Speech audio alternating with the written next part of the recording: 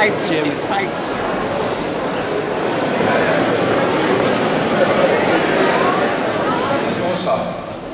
Bonsoir à vous toutes et à vous tous.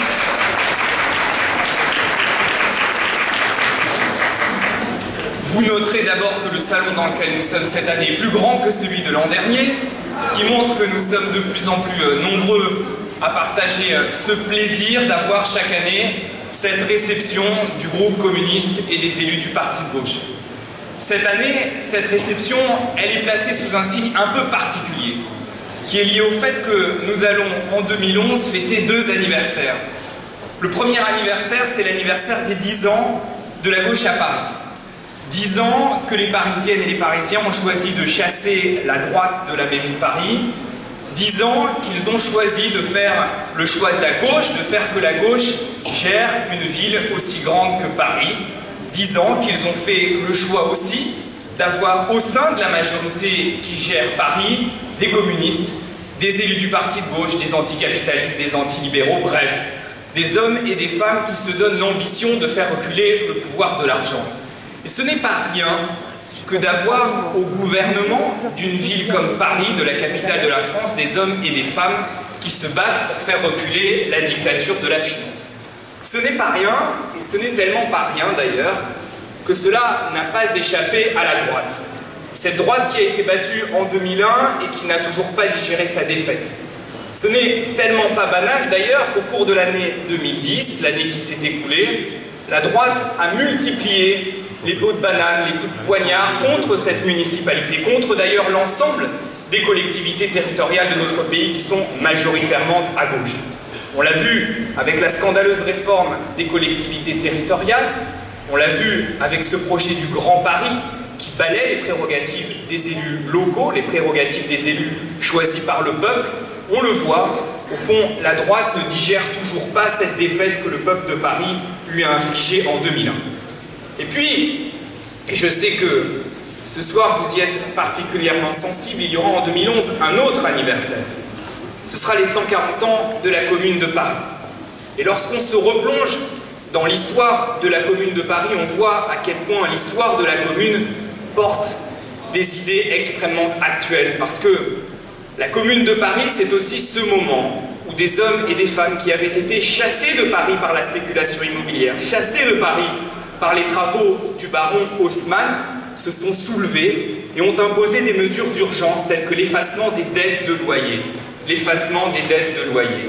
Tel aussi que la réquisition des logements vacants. Et au moment où le 22 avenue Matignon est occupé par Jeudi Noir, on peut dire qu'on a là des mesures extrêmement actuelles, des mesures qui portent les germes de ce que pourrait être une politique de gauche à l'échelle du pays.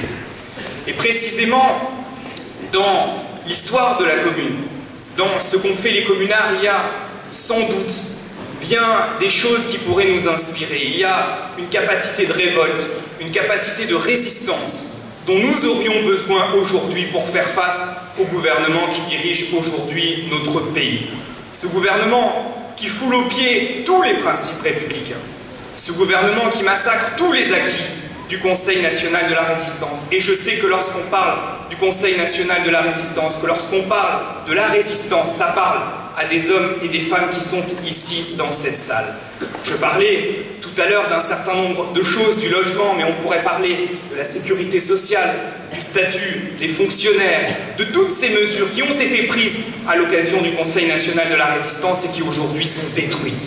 Au fond, la société qu'ils nous construisent, c'est une société de la peur du lendemain, de la peur de ne pas pouvoir payer son loyer, de la peur de ne pas garder son emploi.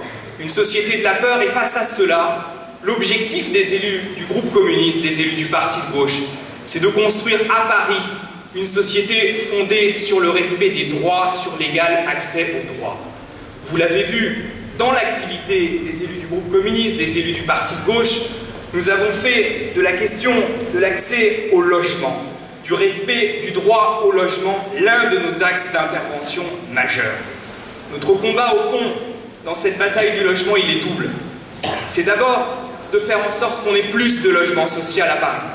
Et lorsqu'on sait que les prix de l'immobilier atteignent des records, qu'on a eu au cours de l'année 2010 une augmentation de 20% des prix à la vente, quand on sait que le prix au mètre carré est aujourd'hui de 7 500 €, quand on sait que les loyers ont doublé au cours des 10 dernières années, on se dit qu'on a là, à travers cette question du logement, une bataille fondamentale, et c'est avec le soutien des élus communistes, des élus du parti de gauche, que nous allons faire en sorte qu'en 2014, à la fin de cette mandature, on ait 20% de logements sociaux à Paris et que nous atteindrons ainsi les objectifs fixés par la loi avec 6 ans d'avance, puisque la loi nous contraint d'atteindre ces 20% en 2020.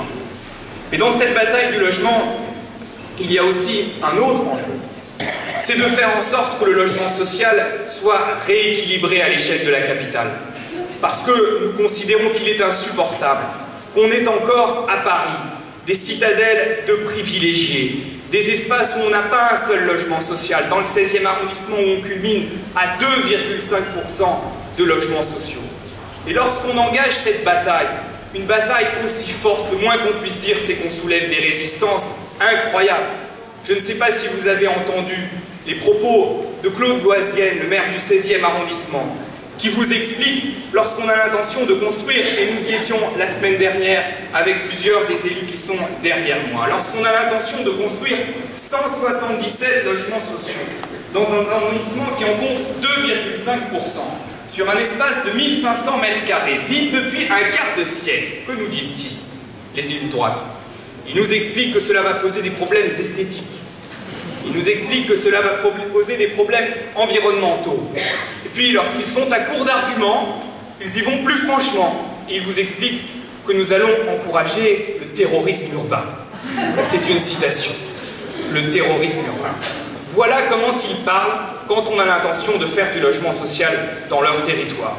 Eh bien, quand on a une droite telle que celle-là, je peux vous assurer qu'il n'est pas inutile d'avoir un groupe communiste, des élus du parti de gauche, qui se battent pied à pied pour faire en sorte qu'on casse ces ghettos de riches et qu'on ait du logement social partout, qu'on en ait comme aujourd'hui au nord et à l'est, mais qu'on en ait également au centre et à l'ouest de Paris, parce qu'aucun territoire ne doit échapper à cette logique-là dans la capitale.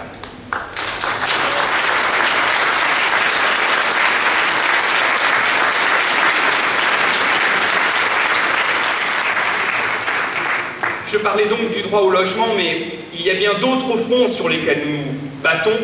Je pense évidemment à la question de la santé, dans une période marquée par une casse terrible de l'hôpital public. Je ne sais pas si vous avez vu ces services de réanimation qui aujourd'hui n'acceptent pas de patients parce qu'on explique à ces patients qu'il n'y a pas suffisamment de personnel pour s'occuper d'eux.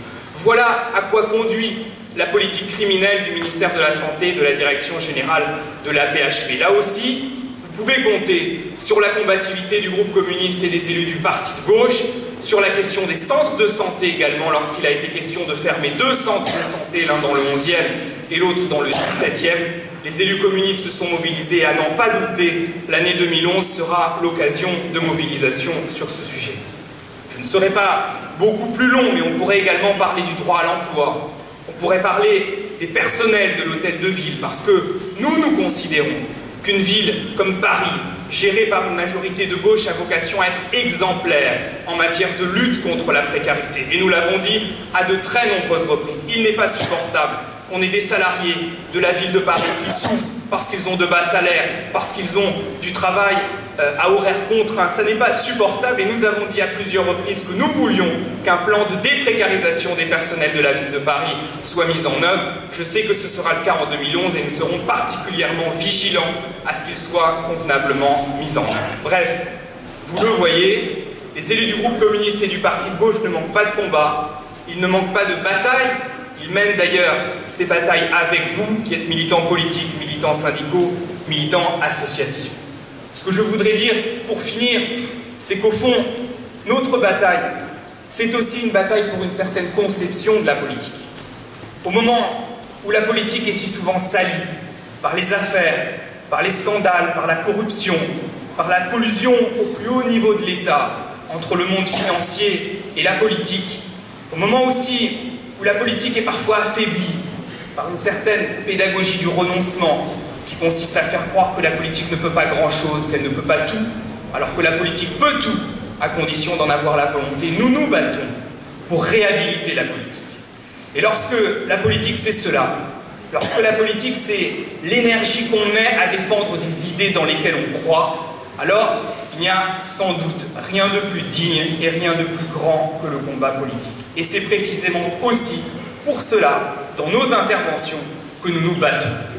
Vous l'aurez compris, nous allons beaucoup nous battre au cours de l'année 2011. Nous aurons besoin de l'énergie de toutes celles et de tous ceux qui sont là. C'est évidemment un combat collectif que nous menons avec l'ensemble des élus, l'ensemble des 10 élus du groupe communiste et des élus du parti de gauche, avec également l'aide précieuse de nos parlementaires. Je vois Nicole Borvo en face de moi, avec nos élus d'arrondissement, avec les collaborateurs de nos groupes qui font un travail tout à fait remarquable, avec nos élus régionaux. Bref, c'est un travail que nous allons mener tous ensemble, et c'est parce que nous allons le mener tous ensemble que nous allons obtenir des victoires, j'en suis certain, en 2011. Je vous remercie.